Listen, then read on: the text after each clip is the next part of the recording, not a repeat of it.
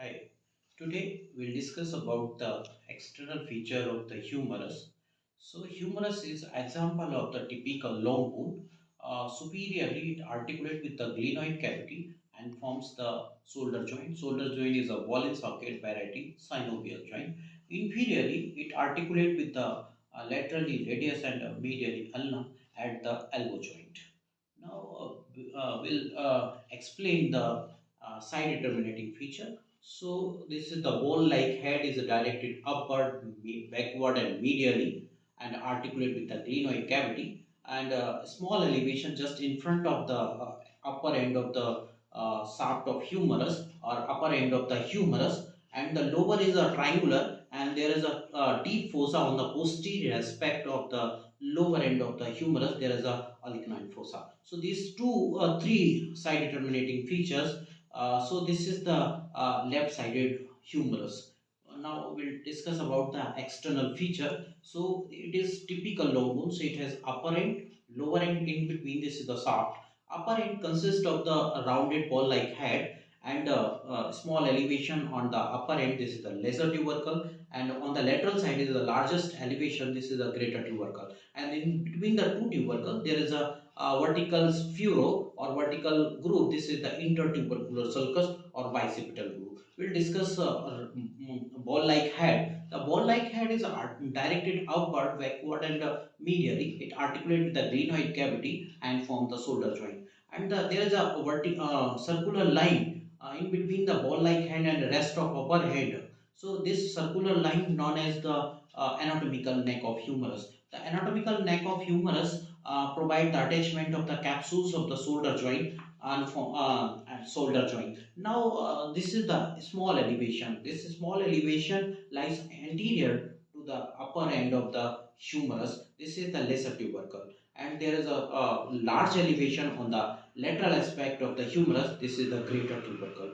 On the superior surface of the greater tubercle, there is a three impression like this. This is the impression for the upper impression for the supraspinatus, and middle impression for the this is the middle impression for the infraspinatus, and the lower impression for the teres minor. So there is a three impression on the superior surface of greater tubercle of humerus from above downward supraspinatus, middle one is infraspinatus, and inferior one is teres minor. So commonly known as the SIT, supraspinatus, infraspinatus, and teres minor.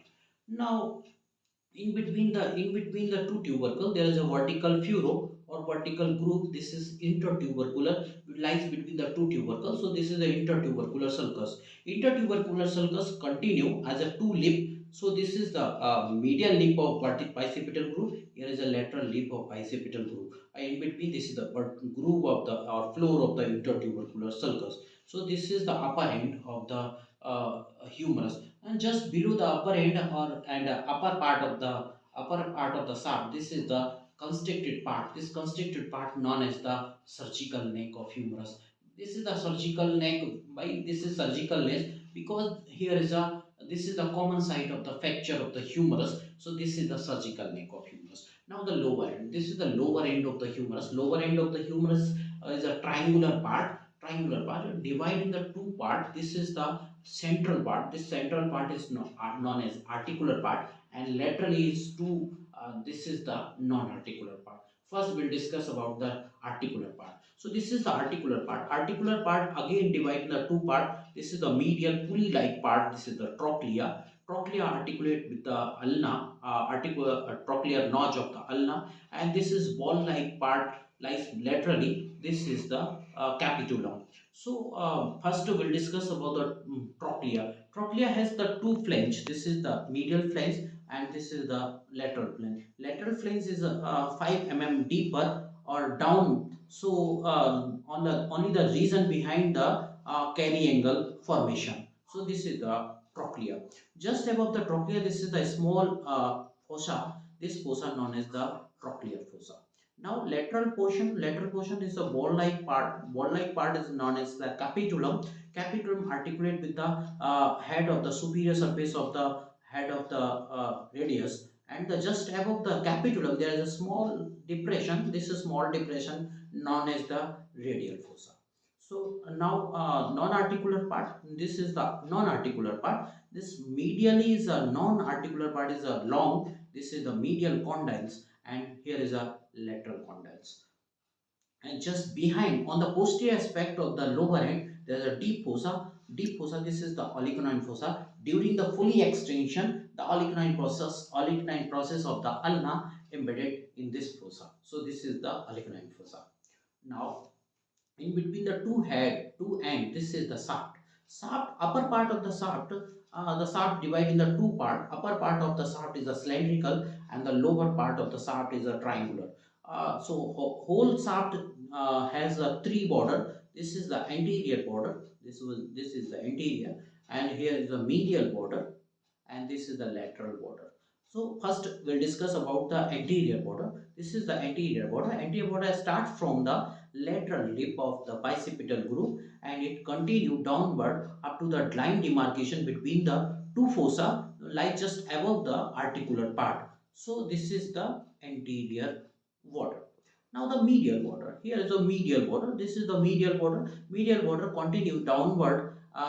Superiorly, it continue with the medial lip of bicipital groove, and inferiorly, the lower part of the medial border is a sharp crust-like. So this lower portion of the medial border, known as the medial supraepicondylar ridge. Now the lateral border. This is the lateral border. The lateral border is a continue. Just start from the posterior aspect of the greater tubercle and it continue as a lateral supraepicondylar ridge. So this is the lateral border. The lateral border again continue superiorly lies on the posterior aspect of the greater tubercle, and inferiorly it continue as a lateral supraepicondylar ridge.